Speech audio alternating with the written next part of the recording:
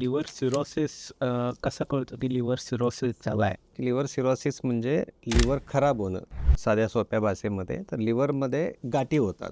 For example आपण इथं बघू शकतो की हे थोडंसं फॅटी लिव्हर आहे, थोडंसं पिवळसर दिसतं. हे थोडंसं काळसट दिसतं, ते पुढच्या स्टेजमध्ये, त्याला फायब्रोसिस असं म्हणतो. ही पण एक ॲडव्हान्स स्टेज ऑफ फायब्रोसिस आहे की ज्याच्यामध्ये गाठी व्हायला चालू होतात.